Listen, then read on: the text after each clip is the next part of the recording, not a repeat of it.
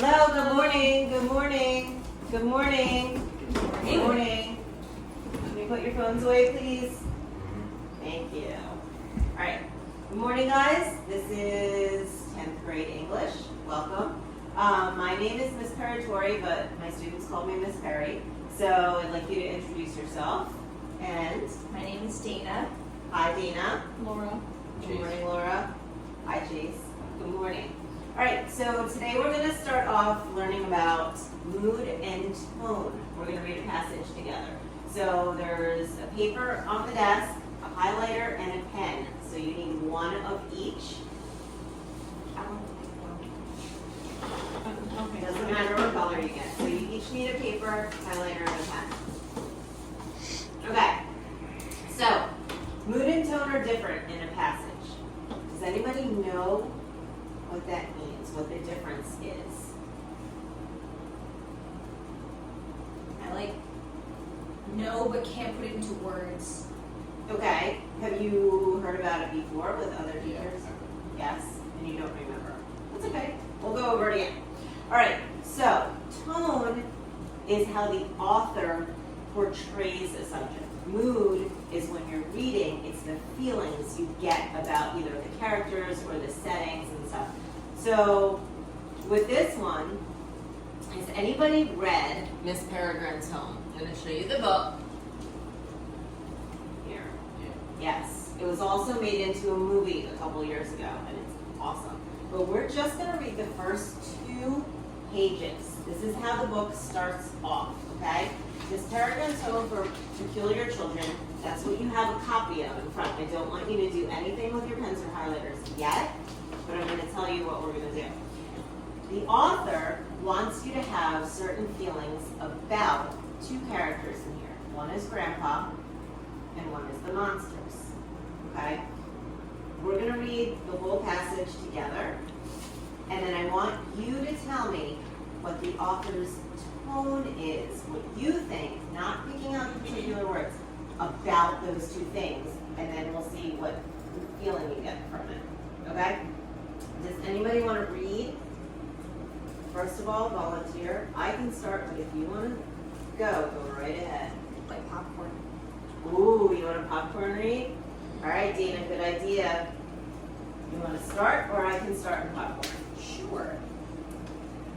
I had just come to accept that my life would be ordinary when extraordinary things began to happen. The first of these came as a terrible shock and, like anything that changes you forever, split my life into halves, before and after. Like many of the extraordinary things to come, it involved my grandfather, Abraham Portman. Popcorn Chase. Growing up, Grandpa Portman was the most fascinating person I knew. He lived in an orphanage, fought in wars, crossed oceans by steamship and desert on horseback, performed in circuses, knew everything about guns and self-defense and surviving in the wilderness, and spoke at least 3 languages that weren't English. It all seemed unfathomably exotic to a kid who never left Florida, and I begged him to regale me with stories whenever I saw him. He always obliged, telling them like secrets that could be entrusted only to me. Popcorn Laura. When I was 6, I decided that my only chance of having a life half as exciting as Grandpa Portman's was to become an explorer. He encouraged me by spending afternoons at my side hunched over maps of the world, plotting imaginary expeditions with trails of red pushpins and telling me about the fantastic places I would discover one day. At home, I made my ambitions known by parading around with a cardboard tube held to my eye, shouting, "Land ho!" and prepare a landing party, until my parents shooed me outside. I think they worried that my grandfather would infect me with some incurable dreaminess from which I never recovered. That these fantasies were somehow inoculating me more practical ambitions. So one day my mother sat me down and explained that I couldn't become an explorer because everything in the world had already been discovered. I'd been born in the wrong century and I felt cheated. Popcorn. I felt even more cheated when I realized that most of Grandpa Portman's best stories couldn't possibly be true. The tallest tales were always about his childhood, like how he was born in Poland, but at 12 had been shipped off to a children's home in Wales. When I would ask why he had to leave his parents, his answer was always the same, because the monsters were after him. Poland was simply rotten with them, he said. What kind of monsters? I'd asked, wide-eyed. It became a sort of routine. Awful, hunched-over ones with rotting skin and black eyes, he'd say. They walked like this. And he'd shamble after me like an old-time movie monster until I ran away laughing. Popcorn chase. Every time he described them, he tossed in some lurid new detail. They stank like putrefying trash. They were invisible except for their shadows. A pack of squirming tentacles lurked inside their mouths and could whip out in an instant and pull you into their powerful jaws. It wasn't long before I had trouble falling asleep, my hyperactive imagination transforming the hiss of tires on wet pavement into labored breathing just outside my window or shadows under the door. Into twisting gray-black tentacles, I was scared of the monsters, but thrilled to imagine my grandfather battling them and surviving the telltale. Popcorn scary. More fantastic still were his stories about life in the Welsh children's home. It was an enchanted place, he said, designed to keep kids safe from the monsters on an island where the sun shined every day and nobody ever got sick or tired. Everyone lived together in a big house that was protected by a wise old bird, or so the story went. As I got older, though, I began to have doubts. Okay, so before you knew about Grandpa or the monsters, I'm sure you have an idea in your head, right? Without reading this, what would you think, like what would a child your age think of a grandfather? Dana. Maybe a cute old man Okay, who likes to tell you stories, Okay. the same stories. so positive, right? Okay, and what about monsters? What have you learned growing up? Watching movies, or from what you think, or fears? What are monsters? Like, Chase, Scary, can you raise your like- hand, please, if you have something to say? Thank you. Go ahead, Chase. like, they're like scary things like that are told in like fairy tales and like, Okay. like monsters on our kids' beds. Yeah, perfect, perfect. Now, from what we read today, how do you think the author feels about the grandfather? Does he have the same ideas that you thought? Was he a cute old man, sweet? Did the boy describing him like him? Yeah, okay, good. What about the monsters? How do you think the author wants you to feel about the monsters? What is his attitude? Dana? Scared of them? Yeah, absolutely. You should be, right? Okay, so what I want you to do is flip your papers over and you guys can talk to each other. Just Grandpa, which is pretty much most of his description is on the first page. You read, okay? I want you to highlight just words. So, not whole phrases, not sentences. If it's a phrase, maybe like 2 or 3 words each, but I don't want the whole paper highlighted. Use just your highlighter. Put your pen down, all right?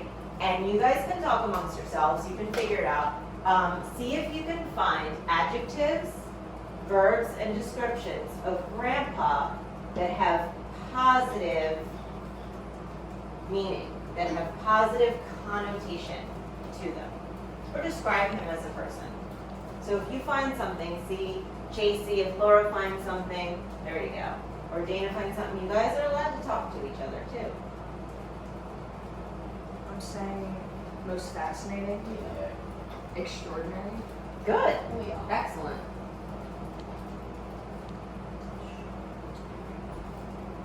He knew everything. Mm-hmm. Yeah. Knowledge. Would show that his grandson looked up to him, right? Dana. Would spoke about at least 3 languages be one? Yeah. Is that impressive to his grandson? Yes. Yeah, absolutely. What else did you find, Chase? Anything? Yeah. How about here? Is that positive, Chase? Good.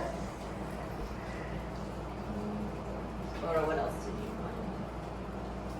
I'm just the same as everyone so far. Okay. Hold down. Telling me about fantastic places. Exciting. There you Yeah. go. Yep, good one. Hmm? Chase. I lost it. Telling me about fantastic places I've never visited. So, I don't want you to highlight the whole So sentence. fantastic. Yep. Most of Grandpa's stuff is just on page 1, his description. Right? I did the whole sentence of telling him like secrets that only could be entrusted. Because Okay. that's kind of like, I So- feel like that's important. It is important. What word stands out the most to you that's positive? Entrusted. Very good. Excellent. Right? Because he has trust in his grandfather. I'll give you another minute. And it's okay if you don't get everything. People have different ideas and they'll pick up different words here and there, which is fine. It's okay. When you're done, or you think you're done, just put your highlighter down, and then I'll know you're finished and we can discuss what you found. Laura, you doing okay? Yeah.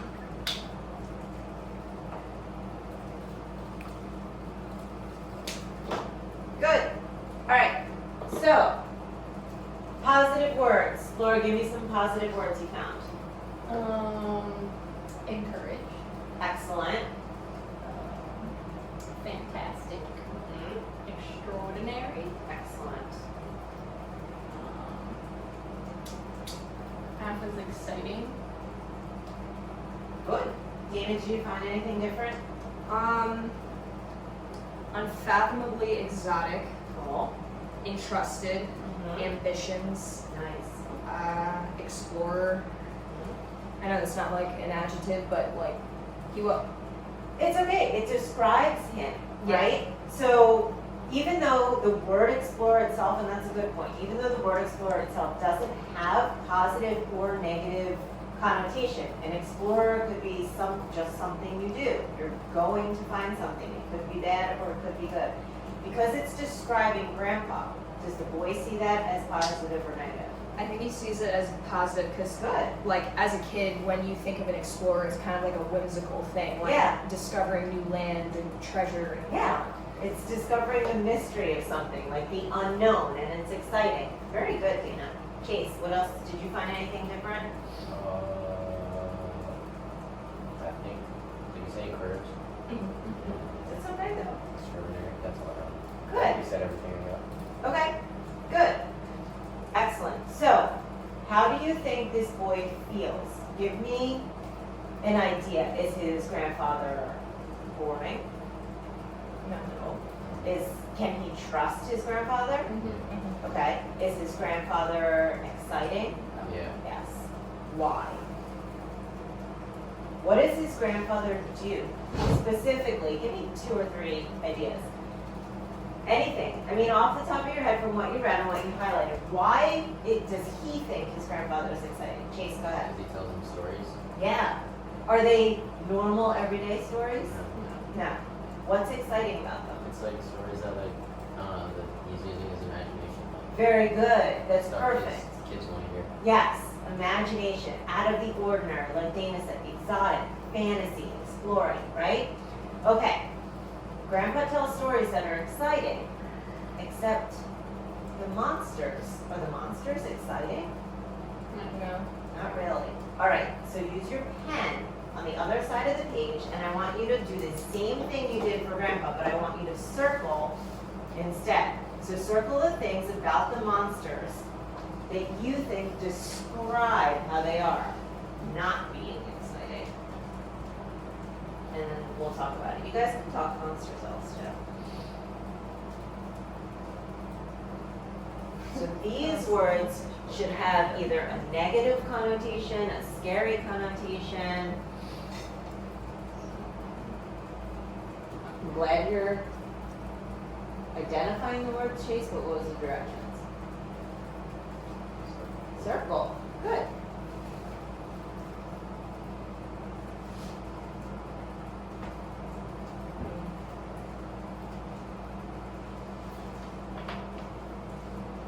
You guys can talk. You're very quiet amongst yourselves. These monsters are staring at me. Next project's gonna be more fun. Again, when you're done, there's no complete answer. I'm not grading you on how many you get right. It's just for discussion right now, so you guys understand. When you're done, just put your pens down and they'll know you're done.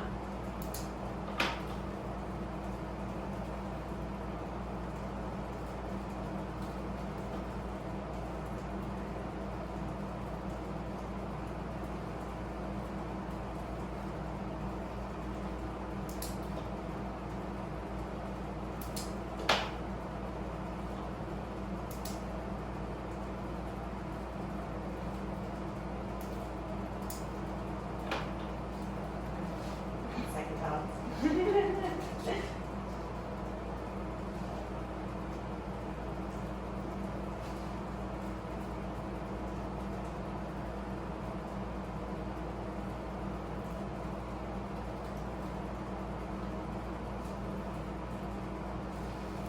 This makes me want to read the book again.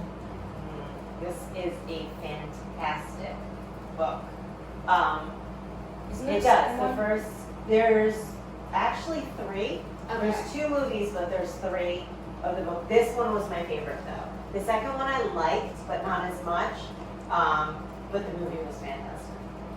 So, Jason, I know you saw the movie. Did you see it too? Yeah, so Yeah, it's cool. All right, so, give me some adjectives and descriptions of what you found about the monsters. Laura. So some of the words I Mhm. found were rotten, awful, like black eyes, putrefying, shadows. Does that give you a beautiful description? Oh, yes. No. Dark and scary. Yes. Would you like to meet these monsters in the woods? No. Case, what did you find? Sorry. Powerful jaws. Nice. Distinct great black tentacles. Mm-hmm. Good. Sounds pretty? Yeah. Yeah. Does it? Do you want to meet this monster? Dina? I circled labored breathing. Excellent. I don't know. No, that's awesome. And Because it gives you a vision. It's a visual.